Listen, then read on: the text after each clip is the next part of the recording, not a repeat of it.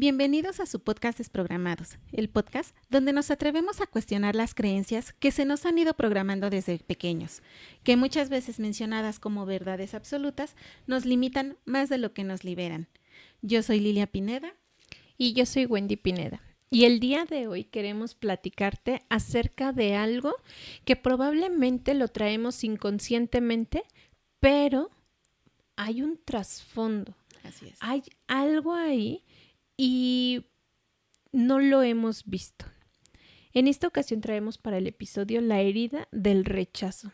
Una de las heridas que se llega a generar desde el vientre materno. Creo que muchísimo antes, ¿no? A ver, platícanos. Muchísimo antes de que, más bien, es curioso, pero realmente creo que sí es así. Que nosotros tenemos arrastrando heridas, pero desde nuestras vidas pasadas. ¿Eso será bueno? ¿Eso será algo verdadero? Está muy chévere, ¿no? Está como muy interesante. Pero en una lectura que yo estuve, que estábamos realizando la semana pasada justo para entender un poquito más sobre estas heridas, nos comenta ese libro que esas son herencias emocionales, a lo que se le puede llamar así, que son heridas que trae nuestra alma desde vidas pasadas.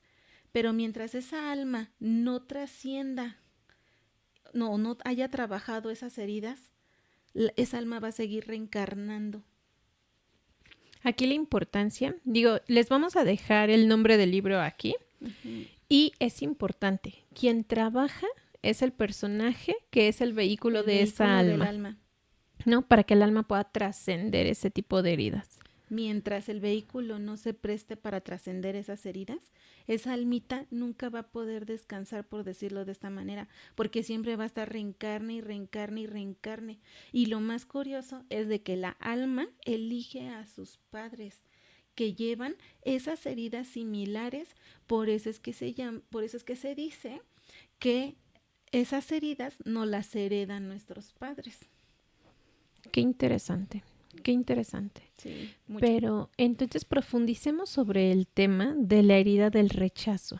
¿Te late? Así es. Porque como bien dijiste, entonces puede que la traigamos de vidas pasadas, puede que sea desde el vientre materno, porque probablemente la relación amorosa de nuestros padres en ese momento no estaba estable y entonces, pues su mente en ese momento rechazaba la idea de tener un hijo.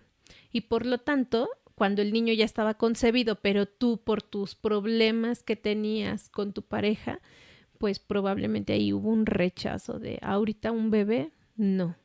¿no? Así es. Y venía con esa vibración la mamá. Y entonces ese bebé lo sintió desde el vientre. O bien puede ser por medio de una percepción que haya tenido una persona cuando era niña, ¿no?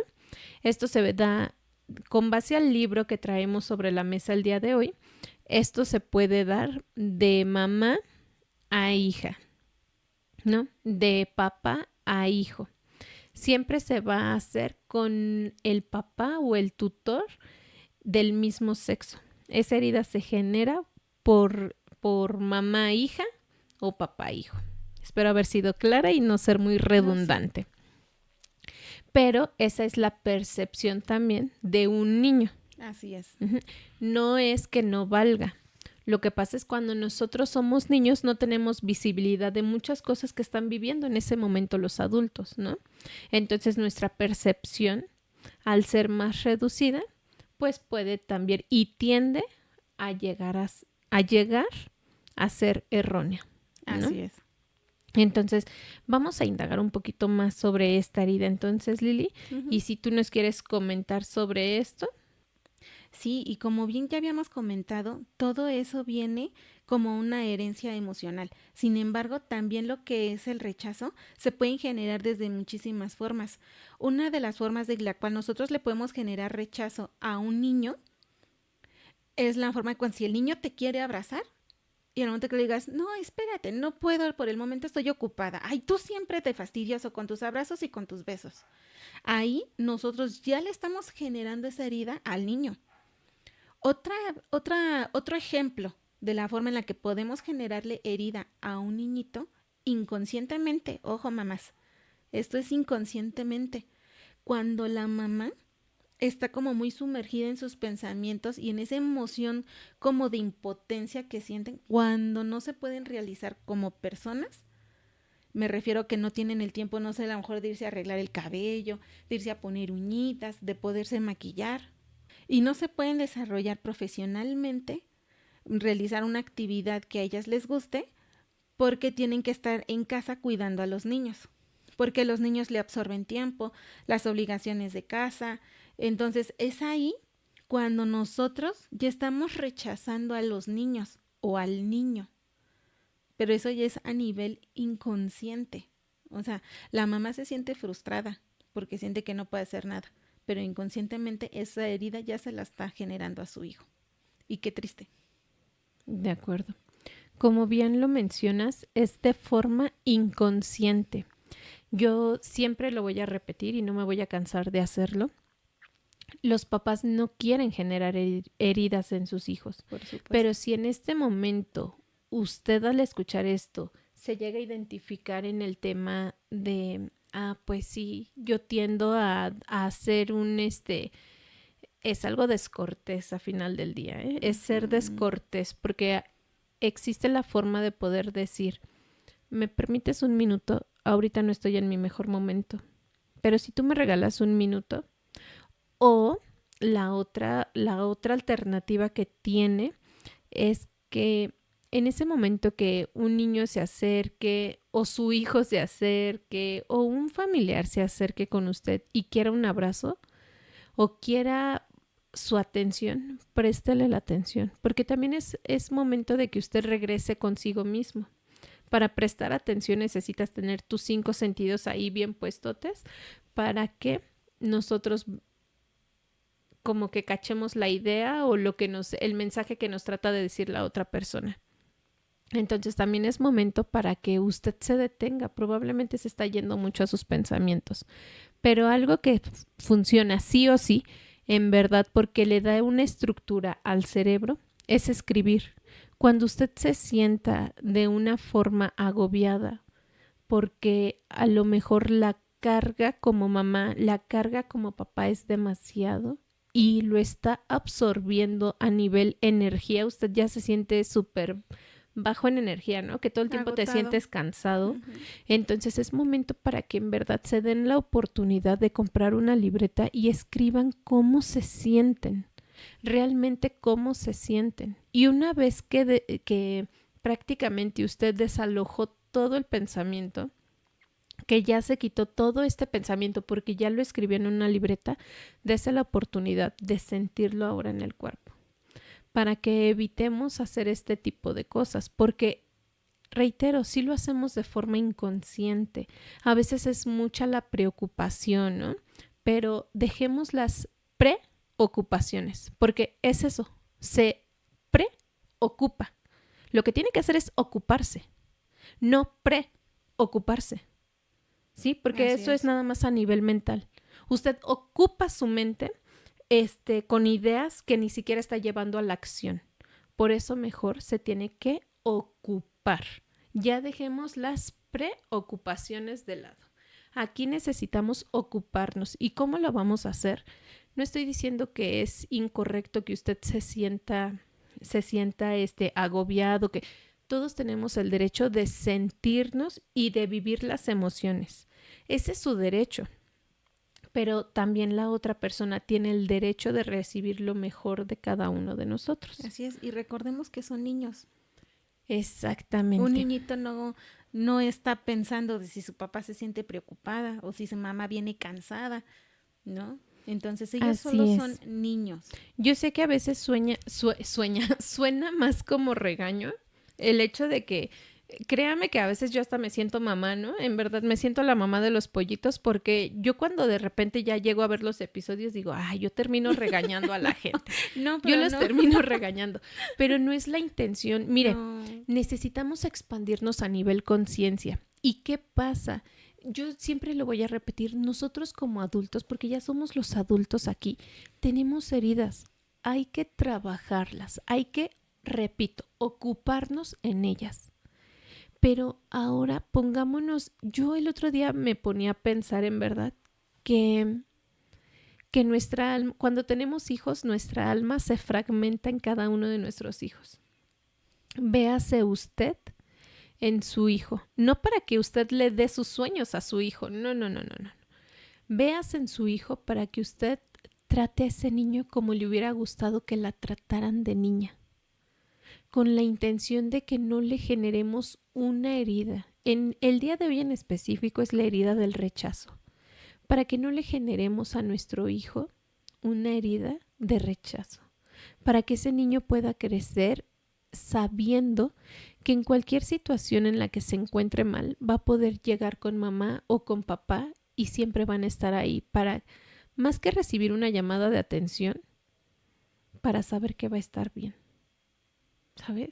A veces a usted no le gustaría, o sea, en serio, ahorita piénselo, como de en esas ocasiones donde usted se siente solo, donde siente que ya le está llegando hasta acá el agua, ¿no? Prácticamente, que se siente ahogado en lo que usted esté viviendo en este momento, ya se siente ahogado. No, algo por dentro le dice quisiera estar con mamá o con papá, con quien se haya identificado más y que ya me dé un abrazo. Seguro, ¿no? Así es. Que sea su lugar seguro. Nosotros debemos de ser el lugar seguro de nuestros hijos. Y enseñarles que ellos también son su propio lugar seguro. Eso es importante, porque usted es su lugar seguro de usted mismo. Y lo que tratamos de hacer es expandirnos con la intención de que seamos conscientes de cómo educamos, que seamos conscientes de qué heridas existen, que seamos conscientes de que lo que yo me estoy dando se lo puedo dar al de al lado, porque yo ya lo conozco. Así es. Entonces es muy importante. Retomando esta parte de la herida de rechazo y regresando a que soy la mamá de los pollitos, yo espero no ofender a nadie y que no se vayan a sentir juzgados porque yo soy mamá y yo me equivoco obviamente muchas veces. Cuando yo me cacho, esa es la diferencia, ¿sabe? La diferencia que hay entre las personas que probablemente somos más conscientes de cómo contestamos a alguien que todavía se maneja bajo su inconsciente, ¿no? Que hace todo y piensa que lo está haciendo porque él quiere, pero en realidad el inconsciente es quien te está gobernando. Entonces yo como mamá entiendo que no es lineal el proceso. Yo entiendo que hay días en los que estoy en verdad con una apertura donde mi hija hasta me abraza y me dice, yo te amo muchísimo, mami, porque sintió ese apapacho, ¿no? Es un apapacho el escucharlos, es un apapacho el compartir con ellos un momento. Pero hay días en los que también veo su cara cuando es como de inconformidad. ¿Por qué? Porque yo no estoy en mi mejor momento. Por eso yo entiendo que no es lineal. Yo entiendo que vamos expandiéndonos poco a poco, porque hay días en los que no estamos con esa capacidad, pero tenemos que ser conscientes para detectar esos días, para que en ese momento probablemente nos vayamos a desahogar 10, 15 minutos con una libreta y regresemos a estar presentes con nuestros hijos. Y es importante, no crean que porque son niños no merecen saber, ¿no? O no, usted no los va a ir a agobiar. No va a ser mal papá si usted es honesto con ellos, ¿eh? Porque él entonces cuando vea que usted le cuenta sus cosas, ese niño va a pasar por un proceso de adolescencia y ¿a quién cree que le va a ir a contar sus cosas? A usted, ¿sabe? Es importante también a veces regresar con ellos después de haberse tomado sus 15 minutos, después de haber escrito en su libreta, regresar con ellos y decir, discúlpame, no te presté atención hace un momento, no estaba en mi mejor momento yo, ¿sabes? Esto ahorita trae mi mente, mira, en el trabajo está así la situación, ¿no? O mira, ¿sabes qué? Te quiero compartir algo importante. Últimamente me he sentido así, así y así. Y yo considero que es por una herida que traigo de pequeño. También sería bueno hacerlos partes de... Okay. Es importante involucrarlos, abrirnos. Esta parte de poder compartir con ellos nuestra historia de vida, a ellos les va a dar una visibilidad diferente. que no todo se reduce a su propio mundo. Hay un mundo más amplio. Y en ese mundo amplio, papá también fue niño. Y papá creció con una herida. Y trata de hacer lo mejor para sus hijos. Pero no es lineal. Y el hecho de que nosotros le contemos a nuestros hijos esto con palabras que ellos entiendan. No le voy a hablar a lo mejor a mi hijo como le hablo a mi esposo, ¿verdad? Porque es un niño de 11 años, es una niña de 6 años. Le voy a hablar con su vocabulario, ¿no? Yo soy la que se va a nivelar y de preferencia siempre que hable con sus hijos a la misma altura. Si es una personita muy pequeña, porque es un niño de 3, 4 años, háblele como él entiende y aparte usted y él se sientan o usted se agacha, pero siempre vamos a estar a la altura. ¿De acuerdo? Es importante eso. De esa forma, ¿qué vamos a hacer? Vamos a empezar a hacer sentir a nuestros hijos incluidos. Vamos a hacerlos sentir importantes, porque hay algo muy importante también. Y discúlpenme, yo aquí me puedo debrayar, ¿no? Pero hay algo muy importante. ¿Y qué pasa? Que antes nos hacían creer que teníamos que guardar silencio cuando los adultos platicaban. Eso nos hacían creer. Es como si tú no vales lo mismo que un adulto. Tu conversación, nos hacían sentir. Tu conversación no es importante como la de un adulto. No, cambiemos eso, por favor. La conversación del niño es tan importante como la suya, porque usted tiene la conversación probablemente con el compadre, con la comadre, con la mamá, con el papá, con un adulto de un problema que usted está teniendo probablemente, porque es lo que normalmente hacemos, ¿no? Cuando nos sentimos con un problema o un tema muy... Todos los temas que usted habla con su par, y me refiero a una persona de su misma edad, es una emoción que usted siente de enojo, de felicidad. Todo eso va acompañado de una emoción.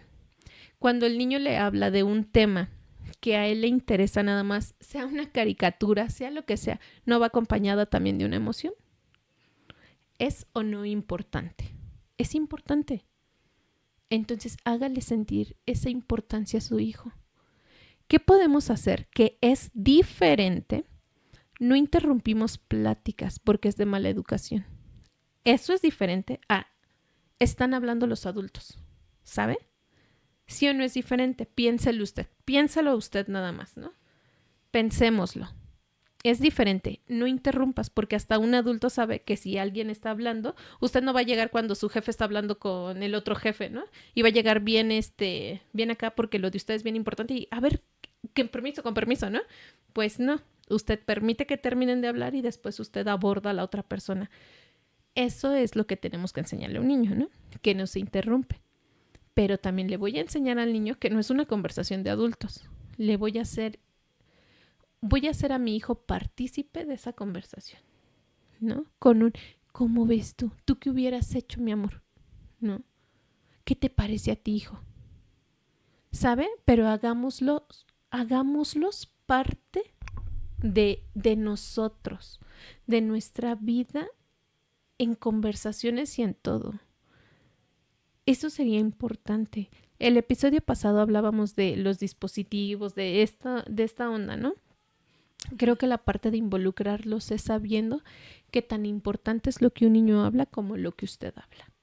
Y tan importante es incluirlos en nuestra conversación porque incluso el cerebro del niño se va a desarrollar o va a alcanzar una madurez en el tiempo que tendría que ser. La madurez del cerebro se alcanza máximo hasta los 35 años, se supone, en teoría, porque eso es teoría. Está dicho que el cerebro del ser humano a los 35 años ha madurado. ¿Quiere ayudar a estimular el cerebro de su hijo?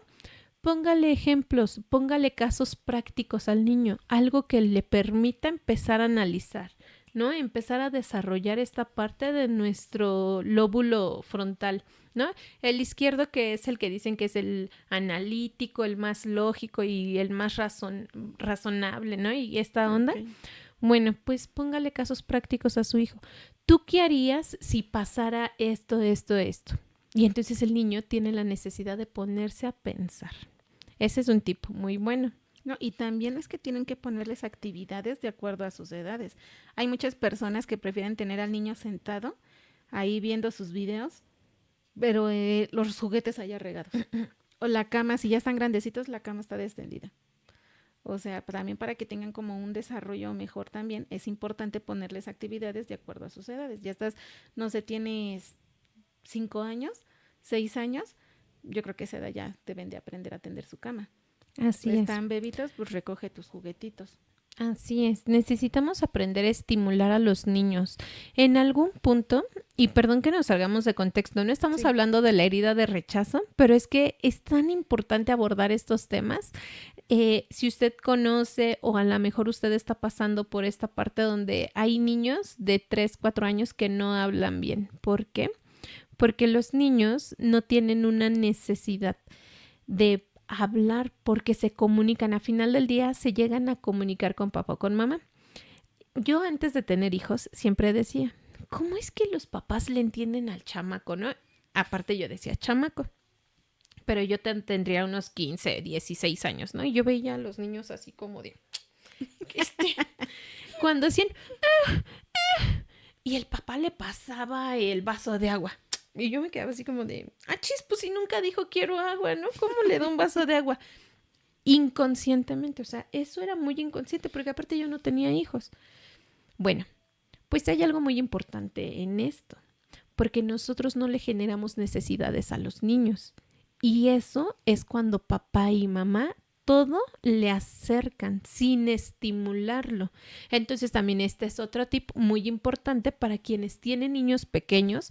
Hablamos de 3, 4 años y todavía no tienen un buen lenguaje. ¿Por qué? Porque al creer que facilitamos algo para el niño, en realidad no le estamos ayudando. A ese niño no lo estamos estimulando. Es importante estimularlo. El episodio pasado les decía que los niños y nosotros cuando fuimos niños aprendimos por imitaciones y por repeticiones. El hecho de que un niño quiera algo y nada más se lo señale, si usted en este momento está atravesando por esto o conoce a alguien que tiene un niño de 3, 4 años y todavía no habla, pero señala y le acercan todo, es momento de quitarnos también este tipo de cosas. Es muy práctico para mí como papá darte lo que quieres y ya no, vámonos. Entonces no, necesitamos estimular a nuestros hijos, necesitamos estimular esta parte del cerebro. Es muy importante que logremos entender que los niños empiezan a desarrollar su cerebro desde que nacen hasta los 7 años más o menos, empieza este desarrollo cognitivo también, ¿no? Es como la parte más importante del niño, porque el cerebro aprende de que nace a los 7 años, aprende casi el mayor número de cosas que vas a ver de ahí en adelante. Entonces, es importante estimularlos. Por eso el hecho de la importancia, cuando usted, o si conoce a alguien también, o usted lo vivió, ¿no? Que llevan a un niño a estimulación temprana y pues están más adelantado que algún otro niño. Es por eso, porque al final del día, acuérdense que también entre mayor nivel de conocimiento le demos al cerebro, el cerebro va a ir absorbiendo. Prácticamente el cerebro es la esponja, no el niño. O sea, el cerebro es la esponja. El cerebro es quien está, absorbe y absorbe y absorbe toda la información, todo el contenido. ¿Por qué cree que el hecho de que, digamos, no demos dispositivos a niños tan pequeños? Porque el cerebro está ahí. ¿Y qué le está metiendo a esa mente? Claro, y aparte que es muy dañino para su visión. No, pues ya, dejemos de lado. Es que ya se desarrollan muchísimas cosas, ¿no? Ya un médico le podrá decir a nivel visual o un oftalmólogo le podrá decir a nivel visual qué tanto daño le está generando a ese niño. O sea, son por donde quiera que lo vea usted, son problemas. O sea, y realmente hay más consecuencias que lo que le puede ayudar ahorita a un niño tener un dispositivo. Sí. ¿No? Entonces pues lo dejamos sobre la mesa. Que retomando. Eso fue un corte comercial. Un corte comercial. Retomando lo que es nuestro tema de las heridas de la infancia, que en este caso ahorita lo que estamos tocando pues es la herida del rechazo y cómo nos va afectando conforme vamos creciendo y cómo es que está actuando este adulto que tiene esa herida, ¿no? Así es. Así es. ¿Qué tal las personitas que sienten esta herida de rechazo? A nivel físico, la descripción que nos da la autora del libro. El libro se llama, porque creo que ni lo hemos dicho, pero son las 5 heridas del alma que no te permiten ser tú mismo. ¿Va? El nombre del autor sí no me acuerdo, pero aquí les vamos a dejar igual el libro. Y en la descripción ponemos el dato completo por si a usted le interesa indagar y tener mayor conocimiento de las heridas que se llegan a generar en nosotros como humanos, pues adelante. Puede adquirirlo y ya usted va leyendo y conociendo sobre el tema, porque aparte es importante podernos identificar para poderlo trabajar.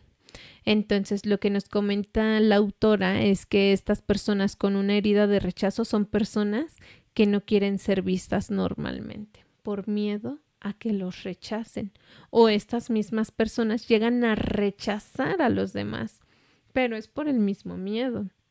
Vamos a leer, con base al libro que trajimos a la mesa, qué hay detrás de las personas que sufren la herida del rechazo. O sea, es decir, si no tuvieran la herida de rechazo, ¿qué es lo que habría? ¿Va? Mire, o si les parece mejor, les voy a decir virtudes de una persona sin la herida del rechazo y áreas de oportunidad de una persona que tiene la herida del rechazo. Ok. Porque ahí le va. Si usted se identifica en estas áreas de oportunidad, si las trabaja, va a ver prácticamente cómo puede mejorar esos puntos, ¿no? Detrás de las personas con herida de rechazo se oculta, ahí va. Si tiene la herida de rechazo, hay una persona que es irresponsable, pero no porque quiera ser irresponsable, es por el hecho de no querer aparecer en la foto. ¿Me explico? Ok. Antes, reitero, antes de que lo rechacen con su propuesta, con lo que tenga ahí para los demás, prefiere 1000 veces no accionar. Entonces eso lo lleva a una irresponsabilidad. Okay. Si trabaja la persona que tiene la herida del rechazo, llega a trabajar en esa herida, ¿qué puede haber como mejora? Como mejora, hay una persona capaz de asumir muchas responsabilidades. Deja de dudar, porque el miedo a ser rechazado es lo que le limita a aventurarse a algo nuevo. Las personas, si trabajan la herida de rechazo, tendrían y están dotadas de una buena aptitud para trabajar. Ellas pueden trabajar en equipo y pueden trabajar independientes y el mismo resultado te da. Okay. Eso es algo muy bueno. Así es. ¿Qué pasa con las personas? Un área de oportunidad que tienen las personas con la herida de rechazo. Ay, perdón, no me voy a alejar del micrófono, pero una de las oportunidades que tienen las personas con la herida del rechazo es que prefieren imaginarse su propio mundo y vivir en él. Ellas no son tan sociables porque está el miedo latente de ser rechazadas. Pero si llegan a trabajar esta área de oportunidad, las personas que trabajan la herida del rechazo son personas tan imaginativas, tan creativas, que ellas pueden llegar en un área laboral en este entorno. Algo que te lleve a crear algo. Órale, qué interesante. Súper importante, ¿no?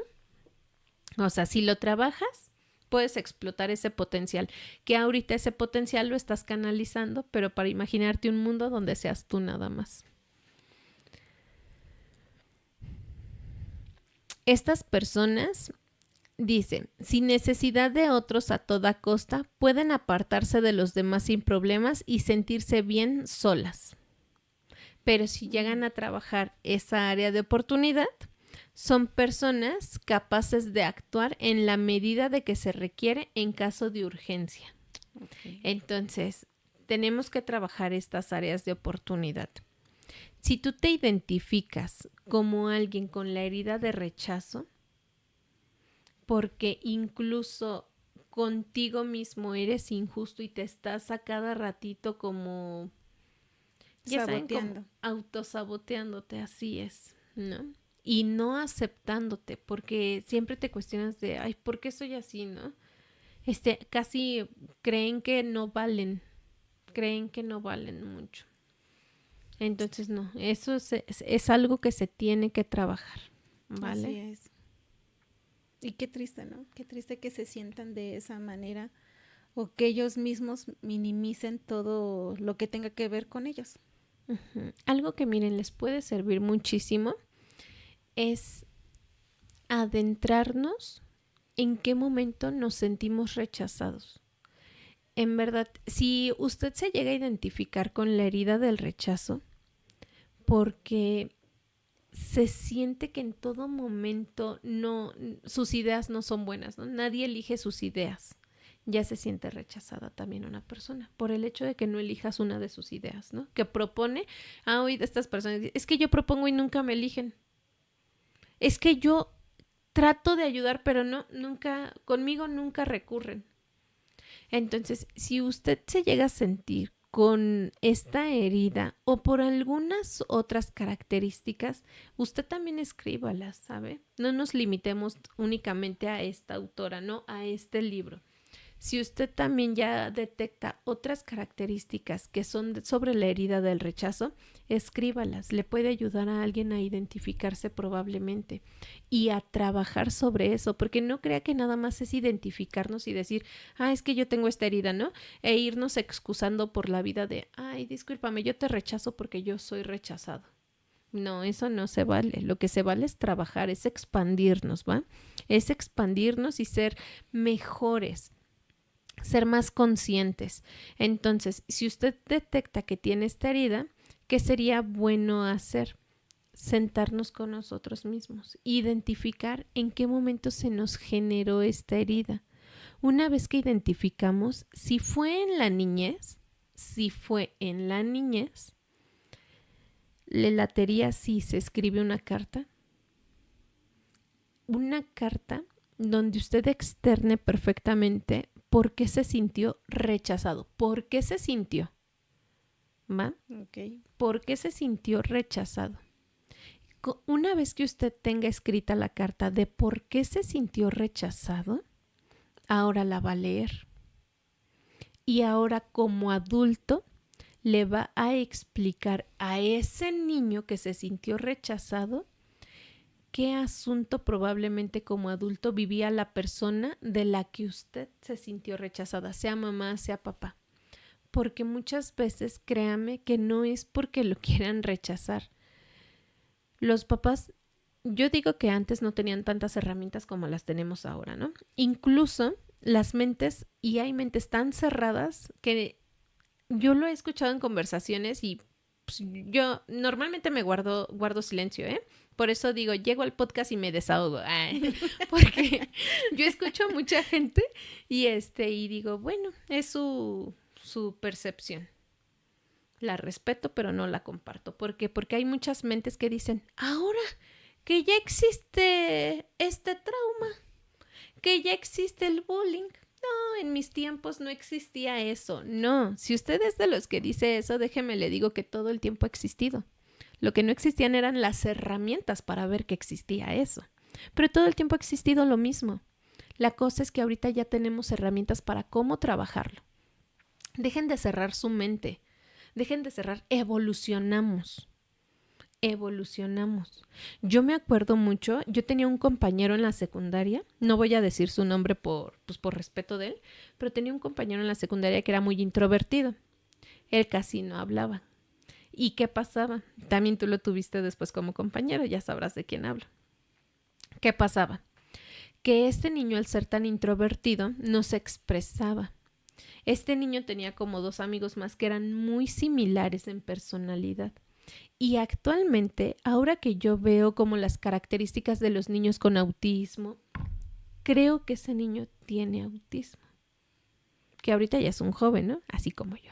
Joven. Somos jóvenes. No, pero creo que tiene autismo. Estoy completamente segura. Pero cuando yo iba en la secundaria no se hablaba tanto de ese tema. Ni siquiera es que supiéramos que existía. Bueno, o al menos yo era más ignorante, ¿no? Muchísimo más ignorante, ¿no? Y yo no sabía que existía el autismo. Y ahora que veo las características de los niños, que veo muchas cosas de los niños autistas, digo, ok, yo creo que mi compañero encaja perfectamente en ese perfil.